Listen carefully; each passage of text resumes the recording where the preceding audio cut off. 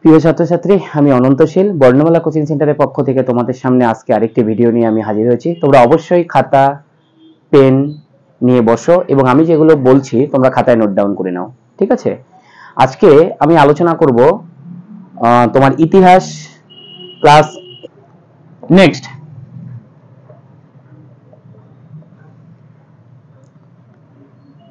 Ziggurat হলো, এটা খুব কমন প্রশ্ন, ঠিক আছে?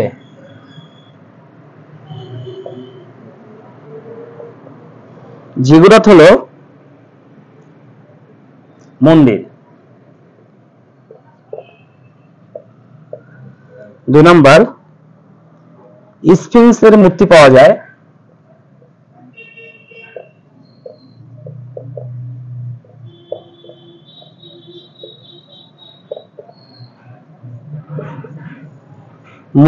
যায় কোথায়? মিশরে।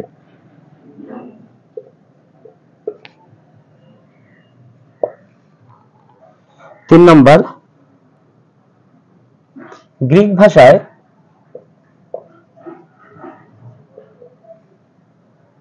হাইরোগ্লিফিকের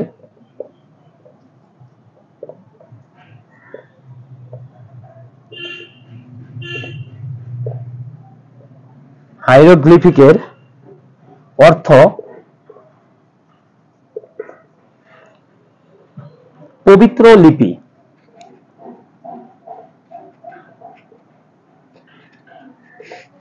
পবিত্র লিপি। 4 নম্বর, জুনাগড় লিপিটি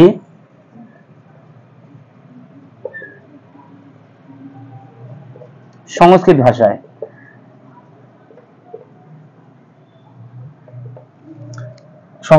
লেখা।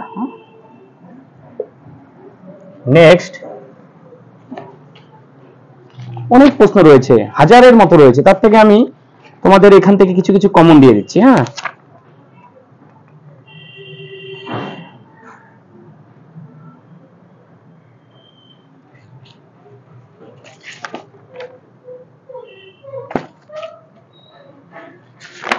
তারপর যদি আসে এলাহাবাদ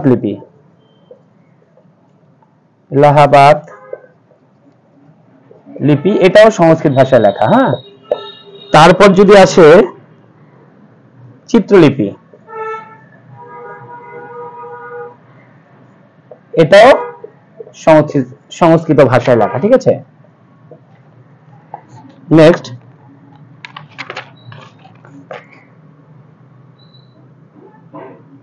বিনা বদলরত মুদ্রা পাওয়া গেছে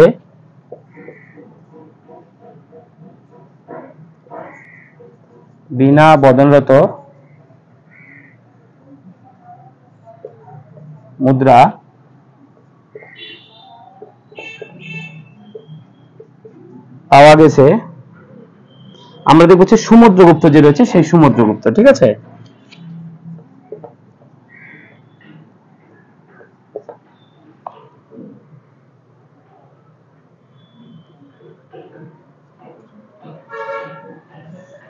আট নম্বর,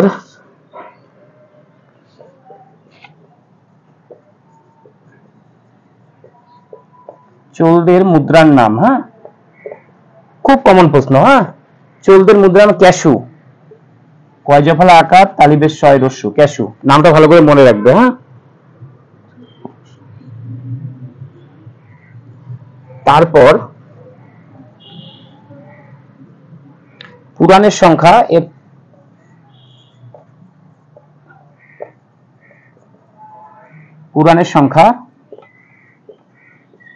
18টি। এর আগের দিনে সম্ভবত বোধহয় প্রশ্নটা হয়েছিল, একটু দেখে নেবে। তারপরে ওসিরিস। হ্যাঁ, ওসিরিস মিথ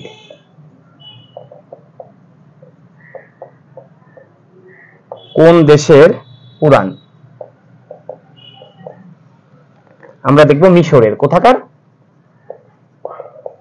মিশরের, ঠিক আছে? তারপর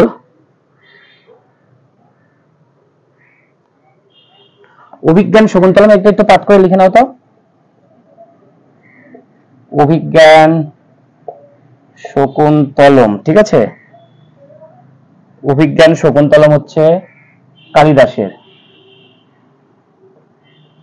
কালিদাস। তারপর হচ্ছে দেবী চন্দ্রগুপ্তম, দেবী চন্দ্রগুপ্তম, এটাও কালিদাসের, ঠিক আছে।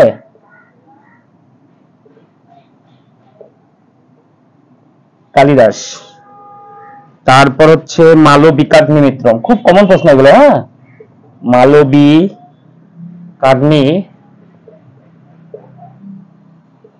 মিত্রম, এটাও মহাকবি কালিদাসের লেখা। আর হচ্ছে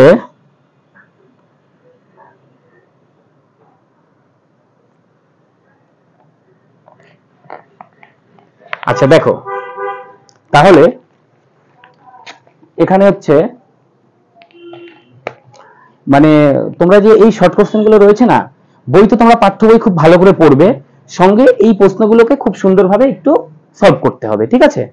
দেখো এখানে যে তিনটা যে রয়েছে, মানে এটা হচ্ছে নাটক। অভিজ্ঞান শকুন্তলম নাটকটি হচ্ছে সাধারণত মহাকবি কালিদাস, দেবী চন্দ্রগুপ্তম কালিদাস, মালবিকাগ্নি মিত্রম এটাও মহাকবি কালিদাস। আচ্ছা নেক্সট দেখো, ওসিরিস একটা মিথ, মানে খুব বিখ্যাত বা জনপ্রিয়, সেটা হচ্ছে কোন দেশের একটি পুরাণ, ঠিক আছে। সেটা হচ্ছে আমরা দেখবো মিশরের। নেক্সট আমরা দেখবো জিগুরাত হলো এক ধরনের মন্দির। তারপরে স্ফিংস এর মূর্তি পাওয়া যায় হচ্ছে মিশরে, ভালো করে দেখবে। তারপর হচ্ছে গ্রিক ভাষায় হায়ারোগ্লিফিকের অর্থ কি? পবিত্র লিপি।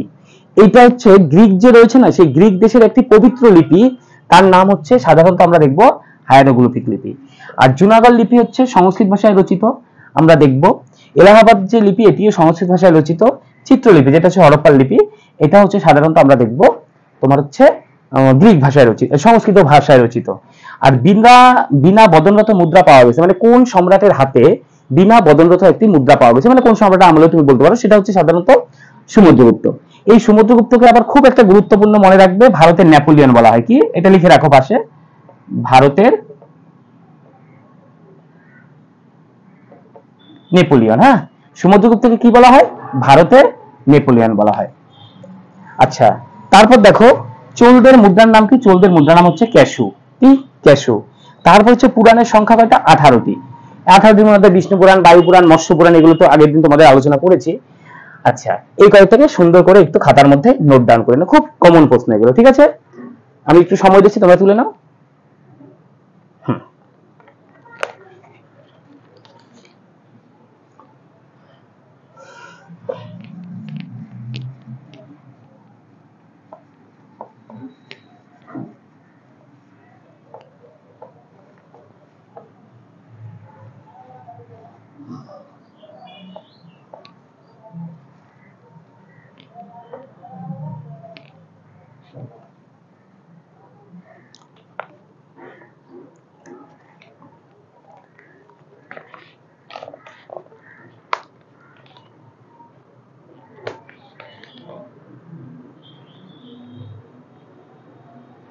নেক্সট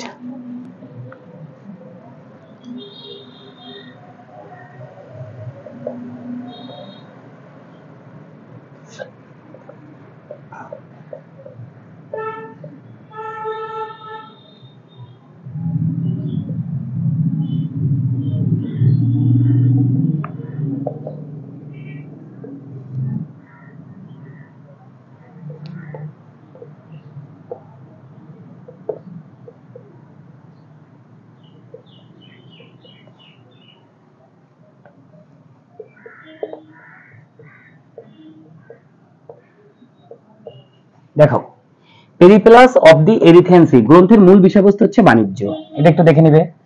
2 নম্বর, কিউনিফর্ম লিপি পাঠোদ্ধার করেন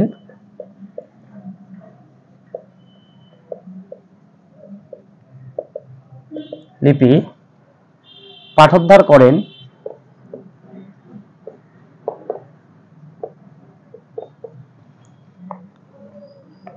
কেসউইক লোরিসন, কেসউইক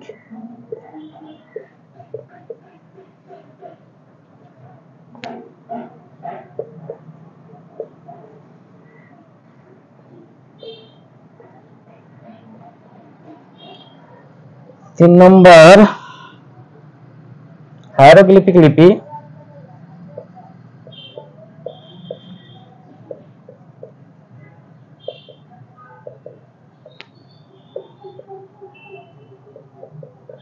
পাঠোদ্ধার করেন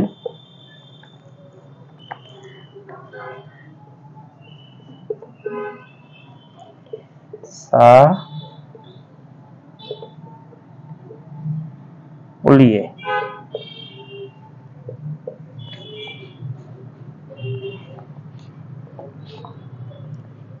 দেব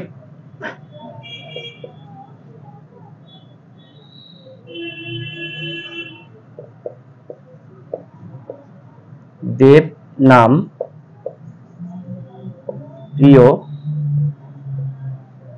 প্রিয়দর্শী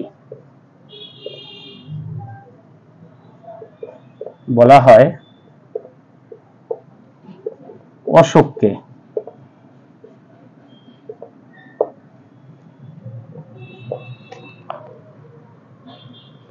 আইহল প্রশস্তি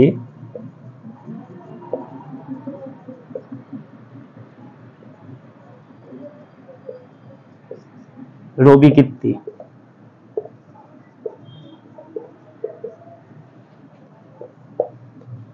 তারপর হচ্ছে গৌতম বুদ্ধের পূর্বজন্মের কাহিনী, গৌতম বুদ্ধের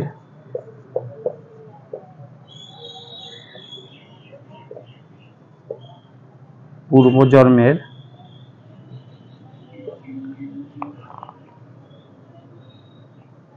কাহিনী হলো জাতক।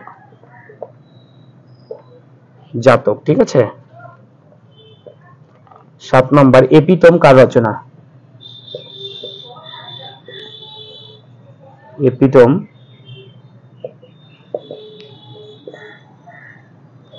কার রচনা? এপিটম হচ্ছে জাস্টিন।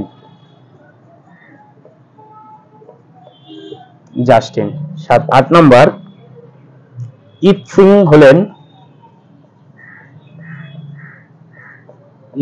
হলেন চীনা পর্যটক।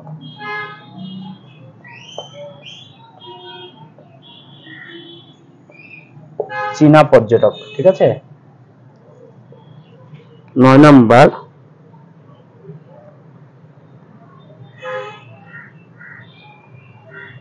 মার্ক্সবাদী ইতিহাস চর্চায় বেশি গুরুত্ব দেওয়া হয়।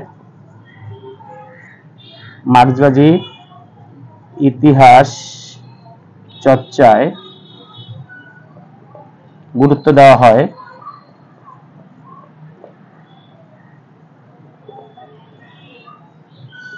অর্থনীতিকে।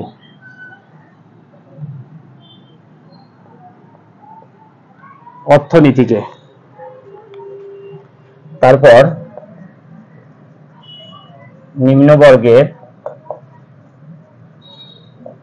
ইতিহাস চর্চার জনক রণজিৎ গুহ। তারপর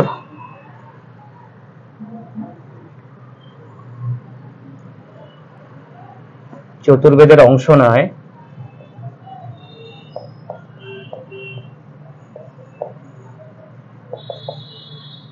পুরাণ।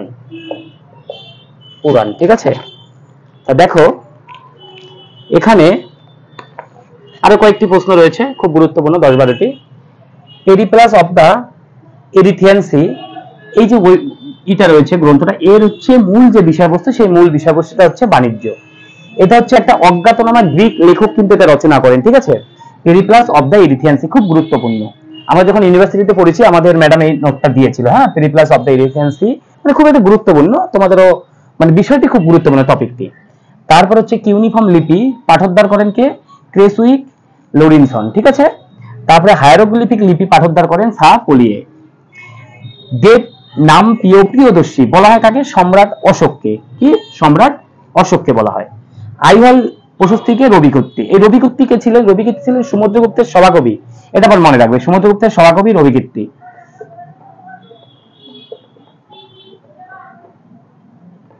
সুমেরুগুপ্তের সভাকবি হচ্ছে রবিকীর্তি। তারপরে গৌতম বুদ্ধের পূর্বজন্মের কাহিনী হচ্ছে জাতক থেকে জানা যায়। গৌতম জীবের পূর্ব মানে আগের জন্মের যে কাহিনীটি সেটা জাতক থেকে জানা যায়। তারপরে এপিটম কি? এপিটম হচ্ছে একটি মানে এপিটম একটি গ্রন্থ, ঠিক আছে, এপিটম একটি গ্রন্থ, এই গ্রন্থটি লেখেন হচ্ছে জাস্টিন। তারপরে ইসিং হলেন কি? একজন চীনা পর্যটক। কে? চীনা পর্যটক। তারপরে মার্ক্সবাদী ইতিহাস চর্চায় গুরুত্ব দেওয়া হয় সব থেকে বেশি হচ্ছে আমরা দেখবো তোমার হচ্ছে অর্থনীতিকে। কাকে? সেই অর্থনীতিকে সব থেকে বেশি গুরুত্ব দেয়। মার্ক্সবাদী ইতিহাস মানে মার্ক্সের যে ইতিহাসটা, তোমরা যে যদি ইউরোপের ইতিহাসটা এনইপি পাবে তোমরা, এনইপি, ঠিক আছে, ন্যাশনাল ইকোনমিক পলিসি, ঠিক আছে। এই এনইপি তোমার হচ্ছে যে রয়েছে লেনিন, এটা দরকার নেই, এটা ইউরোপের ইতিহাসে রয়েছে। জাস্ট মানে মার্ক্সবাদী ইতিহাস চর্চাকে গুরুত্ব দেওয়া হয়েছে সব অর্থনীতিকে। আর নিম্নবর্গের ইতিহাস চর্চার জনক কি? রণজিৎ গুহ।